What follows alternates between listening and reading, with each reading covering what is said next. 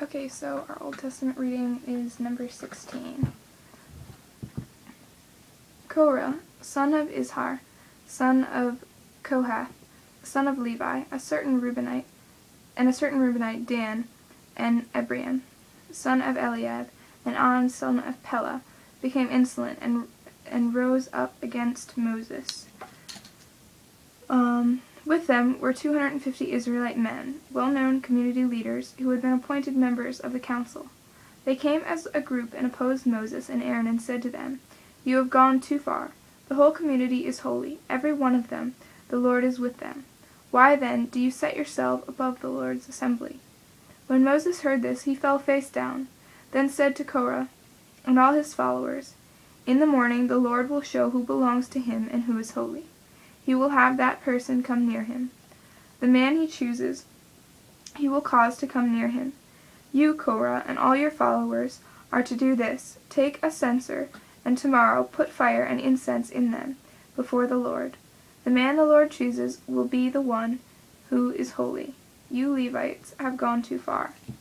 Moses also said to Korah, "Listen, you Levites. Isn't it enough for you that the God of Israel has separated you from the rest of the Israelite community, and brought you near himself to do the work at the Lord's tabernacle, and stand before the community and minister to them? He has brought you and all your fellow Levites near himself. But now you are trying to get the priesthood too. It is against the Lord that you and all your followers have banded together.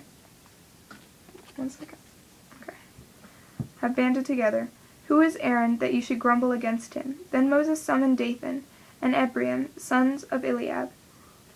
But they said, "We will not come. Isn't it enough that you have brought us up out of a land flowing with milk and honey to kill us in the desert? And now you also want to lord it over us? Moreover, you haven't brought us into a land flowing with milk and honey, or given us an inheritance of fields and vineyards. Will you gouge out the eyes of these men? No, we will not come." Then Moses became very angry and said to the Lord, "Do not accept their offering. I have not taken so much as a donkey from them, nor have I wronged any of them." Moses said to Korah, "You and all your followers are to appear before the Lord tomorrow, they, and Aaron. Each man is to take his censer and put incense in it, 250 censers in all, and present it before the Lord. You and Aaron are to present your censers also." So each man took his censer, put fire and incense in it, and stood with Moses and Aaron at the entrance of the tent of meeting.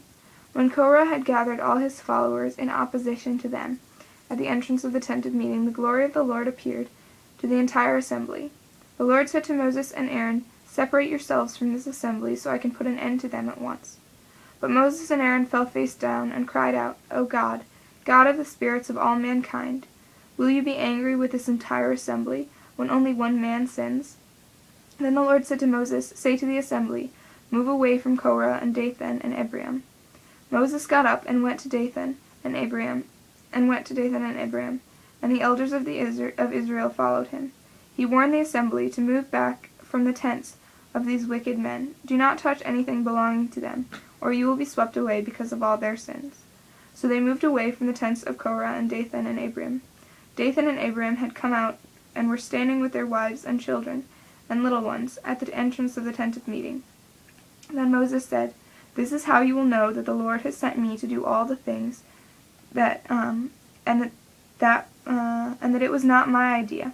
For if these men die a natural death and experience only what usually happens to men, then the Lord has not sent me. But if the Lord brings something totally new, and the earth opens its mouth and swallows them, with everything that belongs to them, they will go down alive into the grave, and then you will know that these men have treated the Lord with contempt." As soon as he finished saying this, all the ground under them split apart, and the earth opened its mouth and swallowed them, and the households of Korah and his men, and all their possessions.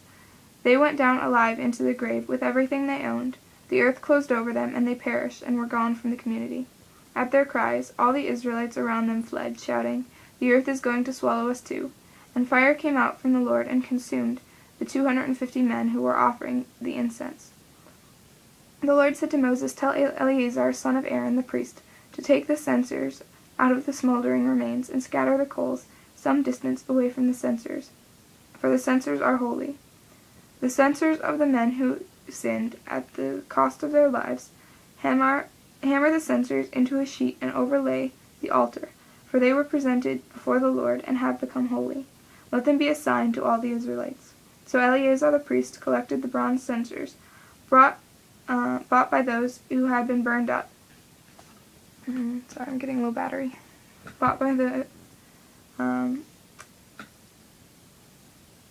So Eleazar the priest collected the bronze censers brought by those who had been burned up, and he had them hammered out to overlay the altar, as the Lord directed him through Moses. This was a reminder to the Israelites that no one except for the descendants of Aaron should come to burn incense before the Lord, or he would become like Korah and his followers. The next day the whole Israelite community grumbled against Moses and Aaron. "You have killed the Lord's people," they said. But when the assembly gathered in opposition to Moses and Aaron and turned towards the tent of meeting, suddenly the cloud covered it in glory, and the glory of the Lord appeared. Then Moses and Aaron went to the front of the tent of meeting, and the Lord said to Moses, "Get away from this assembly so I can put an end to them at once." And they fell face down. Then Moses and Aaron said to Aaron, "Take your censer and put incense in it, along with fire from the altar, and hurry to the assembly to make atonement for them.